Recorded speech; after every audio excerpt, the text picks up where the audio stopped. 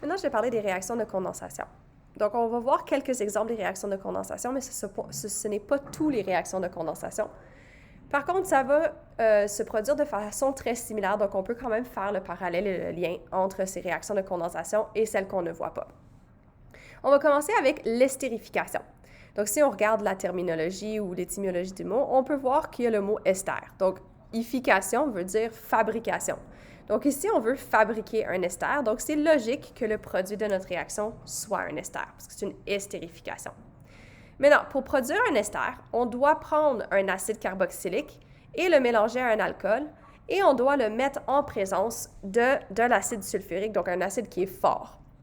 Ça veut dire que si je prends un exemple qui est plus concret d'une estérification, donc je vais dessiner un acide carboxylique, donc 1, 2, H, OH, donc là tu aurais ton acide carboxylique, plus un alcool, donc je vais mettre H, O, C, H, H, C, H, H.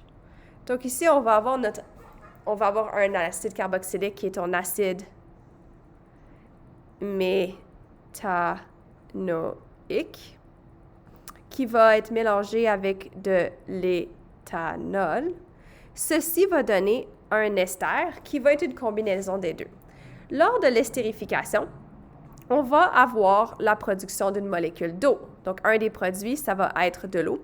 Et ça, c'est parce que le groupement OH ici et l'hydrogène de ton alcool vont être combinés ensemble pour former une molécule d'eau. Il va y avoir ensuite la liaison de ce carbone avec l'oxygène de ton alcool. Ceci va donc former ton acide carboxylique. Donc, si je dessine C, O, O, O, C, C. Donc là, ça serait mon ester qui va être formé, qui va être du méthanoate d'éthyle. Et il ne faut pas oublier qu'il va aussi y avoir la formation d'une molécule d'eau, donc plus H2O. Maintenant, je sais que je manque de place ici, donc je vais essayer de déplacer l'information qui se trouve là pour me donner un peu plus de place. Je vais le mettre peut-être plus en haut ici pour que ça soit plus facile. Donc, je sais que j'ai déplacé aussi autre chose, mais c'est pas grave. Peut-être. On va le redessiner. Donc, ça, c'est la réaction d'estérification. Une réaction d'estérification, ça va être un exemple d'une réaction de condensation. Le terme réaction de condensation est un terme plus général, tandis que l'estérification est un terme plus spécifique. Mais c'est un type de condensation, puis une des façons de s'en rappeler, c'est que ça produit une molécule d'eau. La production d'une molécule d'eau, dans le fond, si on y pense, si on voit une molécule d'eau qui apparaît sur une vitre quand on souffle dessus, donc de la buée, ça va être à cause de la condensation de l'eau à l'état gazeux jusqu'à l'état liquide. Ici, ce n'est pas une condensation en réalité, donc ce n'est pas un changement d'état, mais le fait qu'il y a une apparition d'une molécule d'eau, on peut se rappeler que c'est une réaction de condensation. Un autre sous-type de réaction de condensation, ce serait la réaction d'éthérification. Encore une fois, comme le nom l'indique, on peut voir qu'il y a la fabrication d'un éther, donc le produit final devrait être l'éther. Comme la réaction d'estérification, on a besoin d'un acide fort qui va être ton acide sulfurique. Par contre, à la différence de l'estérification, on va avoir deux alcools qui vont réagir ensemble. Ces deux alcools ne sont pas obligés d'être les mêmes. C'est-à-dire que si je prends le méthanol et que je le fais réagir, donc méthanol, et je le fais réagir avec de l'éthanol,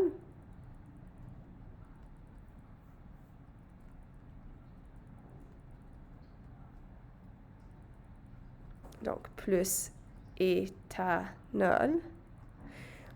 Les deux vont se combiner ensemble parce qu'il va premièrement avoir le groupement OH de une des molécules et l'hydrogène de l'autre molécule qui va être enlevé. Le carbone d'un des alcools va se lier au carbone de l'autre alcool et c'est ça qui va former notre éther. Donc ici, ça va être CH. De place, je vais essayer de donner plus de place. CH, H, H, O, C, H.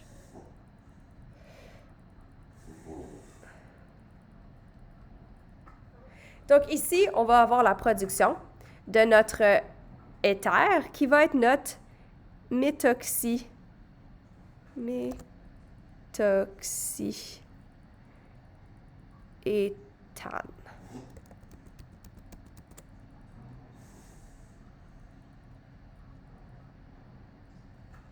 Notre méthoxyéthane. On peut, par contre, faire une réaction d'éthérification à l'aide d'un procédé qu'on appelle la synthèse. Oh, je remarque que j'ai inversé les deux lettres. Peut-être je peux le changer, je peux le corriger. La synthèse de Williamson. TH. Synthèse de Williamson. Lors de la synthèse de Williamson, ça va être la réaction entre un alcool et un halogénoalcane. C'est-à-dire qu'ici, je l'ai représenté par le symbole RX, mais ça représente un halogénoalcane en présence d'une base forte comme le NaOH, mais ça pourrait aussi être du KOH. Tant qu'il y a du OH- dedans, ça va être une base forte. Ceci va permettre de produire un éther et de l'eau. Donc, et de l'eau. Donc ici, la réaction va donc, si je prends un exemple, je vais faire un exemple plus spécifique. Ici, je ne vais pas utiliser la représentation, le diagramme structural complet. Je vais juste prendre un diagramme structural linéaire qui est plus simple, plus BR, par exemple, va réagir en présence de NaOH pour pouvoir former un éther. Puis ici, j'avais dit ça allait former aussi une molécule d'eau, mais ce n'est pas une molécule d'eau, ça va former un acide. Donc ici, on va avoir notre éther qui va être formé, plus du HBr qui va être notre acide. Donc ici, peut-être, je vais juste le noter, plus HX qui va être notre acide dans cette situation. Dans cette réaction, on peut donc voir qu'il va y avoir la combinaison de l'hydrogène avec l'halogène pour donner notre acide à la fin. Et il va y avoir la liaison entre ce carbone ici, cet oxygène ici et le carbone qui est ici. Et là, je réalise que, oui, je l'ai bien fait, pour former la liaison qui est juste ici de mon éther. Les réactions d'éthérification peuvent être aussi inversées. Donc ça va être les réactions d'hydrolyse d'un éther. Lors de l'hydrolyse d'un éther, comme l'hydrolyse d'un ester, on va avoir notre éther qui va réagir en solution aqueuse, donc avec de l'eau, et de la chaleur et un acide fort ou une base forte pour pouvoir donner un alcool et un autre alcool. Maintenant, ça peut varier. Donc, si je regarde les différentes réactions d'hydrolyse, et je commence avec la réaction d'hydrolyse d'un ester. Ça commence avec un ester qui réagit en présence de l'eau et d'un acide fort ou d'une base forte pour donner un acide carboxylique et un alcool. Comme je l'ai déjà décrit, l'éthérification peut se faire de la même façon aussi.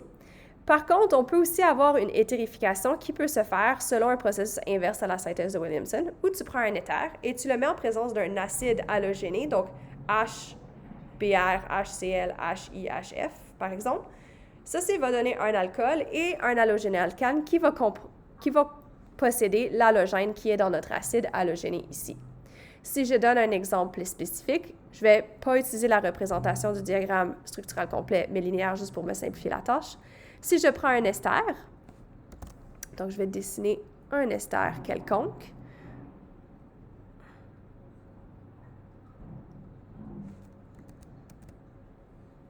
Cet ester va réagir en présence d'eau et, par exemple, un acide ou une base forte, donc NaOH, par exemple. Ceci va donner un acide carboxylique. Donc, rappelez-vous que l'acide carboxylique, c'est celui-là qui va contenir le groupement carbonyl. Donc, ici, ce serait notre acide carboxylique.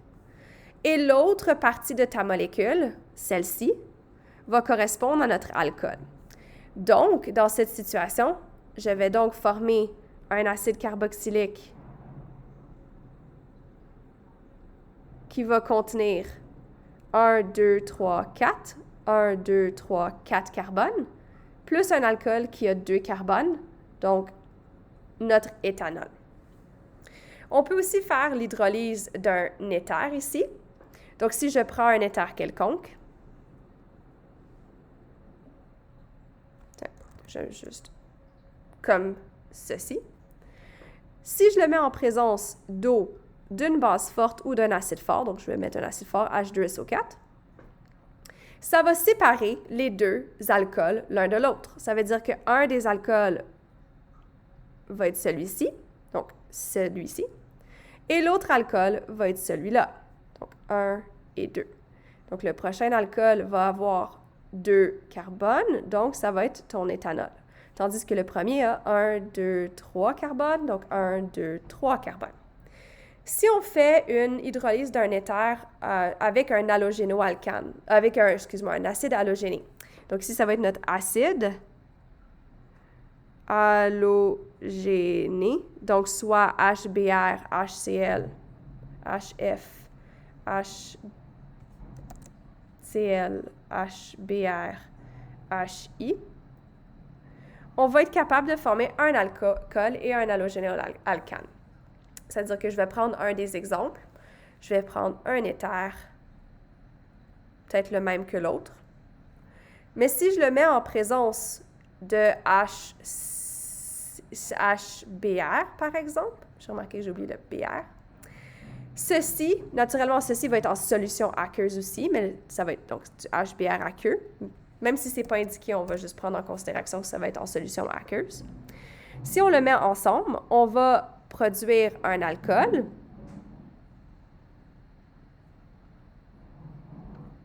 plus un halogénoalcane, comme ceci.